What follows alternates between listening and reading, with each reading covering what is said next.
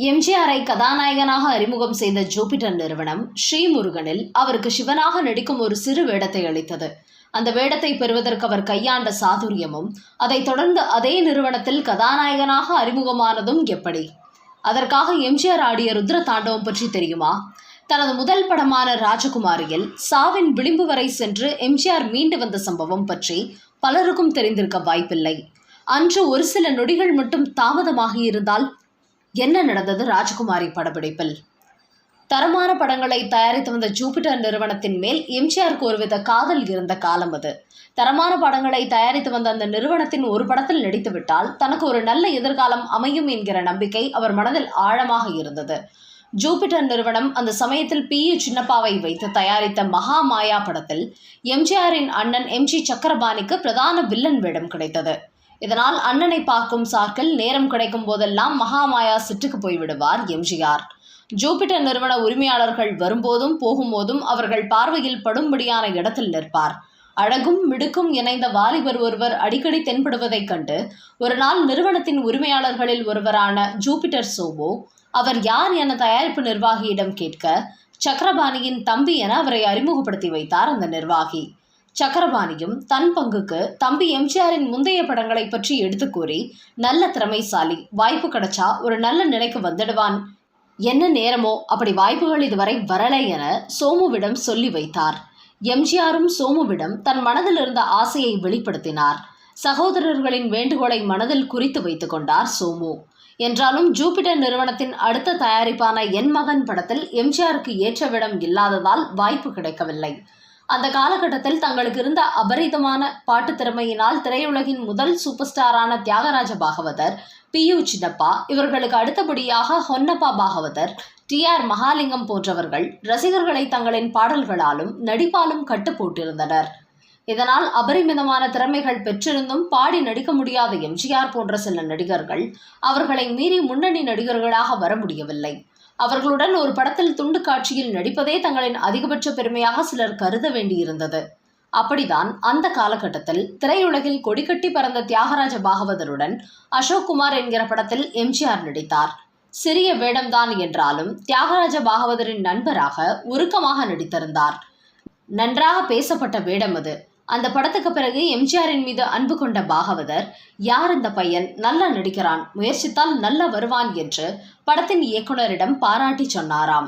1940களின் மத்தியில் சினிமாவில் பின்னணி பாடும் முறை அதிகமானது. இதனால் சினிமாவில் புதிய அலை ஒன்று உருவானது. பாடும் திறமையை தவிர்த்து மற்ற திறமைகள் கொண்ட நாடக நடிகர்கள் மெல்ல சினிமா ஆசையில் ஸ்டுடியோக்களில் வாய்ப்பு தேட ஆரம்பித்தனர்.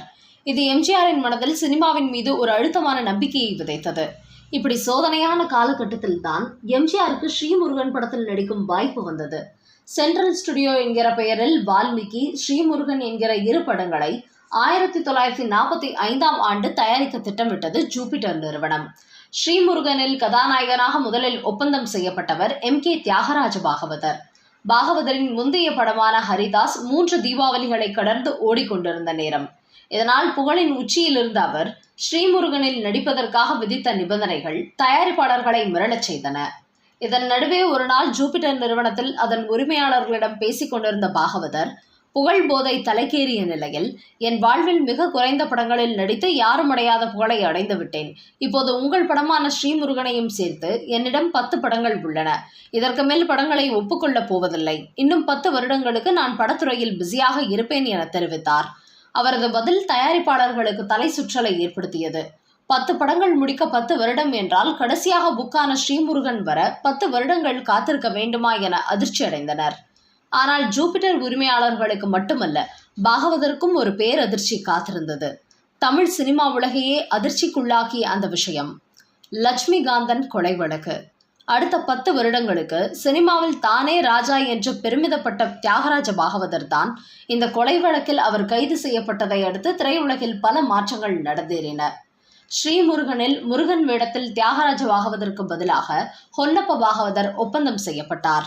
இதில் சிவன் வேடத்துக்கு யாரை போடலாம் என பேசப்பட்ட போது சோமுவுக்கு எம்ஜிஆர் நினைவில் வந்தார். அப்படத்தில் எம்ஜிஆர் ஒப்பந்தமானார். அவருக்கு ஜோடி தெலுங்கு நடிகை மாலதி. இருவருக்கும் படத்தில் நடனங்கள் உண்டு.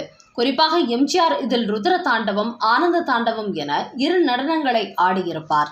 சண்டை, வாள்வீச்சு என சகல துறைகளிலும் பயிற்சி பெற்று வந்த எம்ஜிஆர் இந்த படத்துக்காக நடனமும் கற்றுக்கொண்டார். இந்த 2 நடனங்களுக்காக எம்ஜிஆர் சுமார் 6 மாத காலம் குமார ஆசான் என்கிற நடன ஆசிரியரிடம் முறையாக பயிற்சி எடுத்துக்கொண்டார். இது எம்ஜிஆரின் தொழில் ஸ்ரத்தை என்பதோடு ஜூபிட்டர் தந்த வாய்ப்பு எந்த காரணத்துக்காகவும் கைவிட்டு போய்விடக் கூடாது என்கிற அவரது ஜாக்கிரதை உணர்வும் கூட. ஒரு பாடலுக்காக இத்தனை கர்ம ஸ்ரத்தை எடுத்துக்கொண்டதும், தொழிலில் சுறுசுறுப்பும் அர்ப்பணிப்புமாக அவர் செயல்பட்ட விதமும் ஜூபிட்டர் உரிமையாளர்களுக்கு மிகவும் பிடித்து போனது. ஸ்ரீமுருகன் படம் தயாரிப்பில் இருந்தபோதே அந்நிறுவனம் வித்யாபதி, ராஜகுமாரி என 2 படங்களை தயாரிக்க திட்டமிட்டிருந்தது.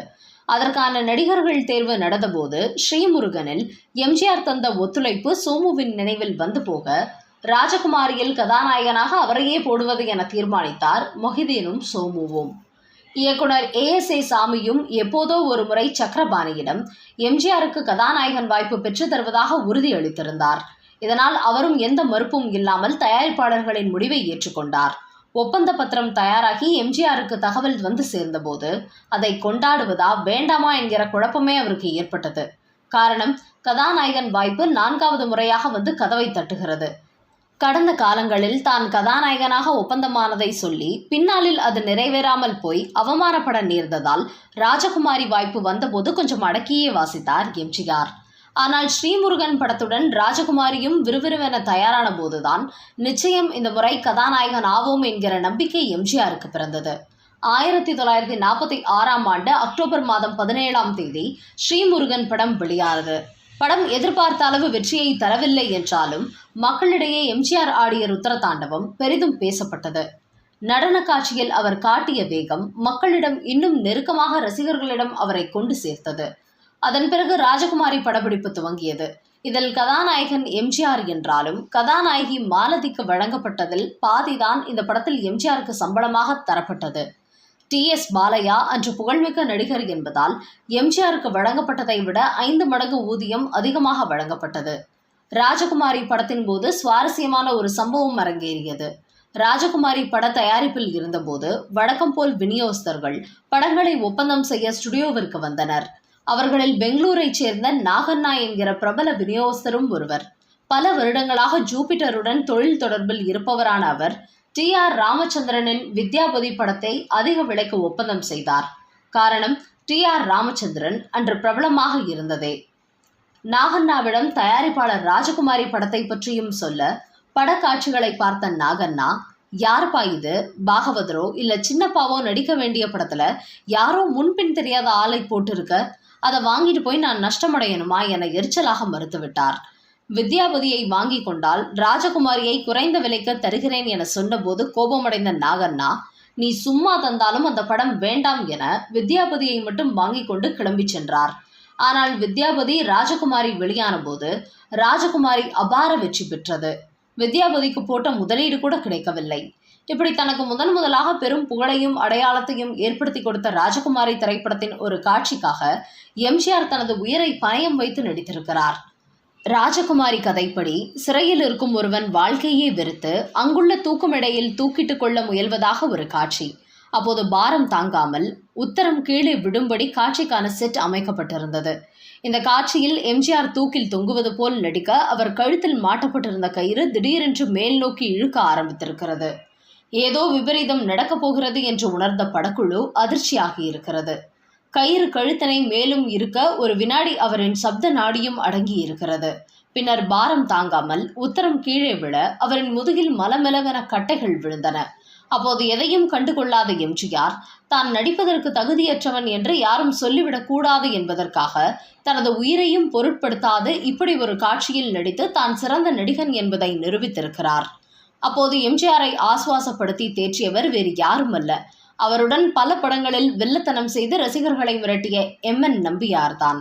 இப்படி தொடங்கிய இவர்களின் நட்பு திரையில் எம்ஜிஆரின் இறுதி படமான மதுரையை மீட்ட சுந்தரபாண்டியன் படம் வரை திரையில் வில்லனாக தொடர்ந்தது.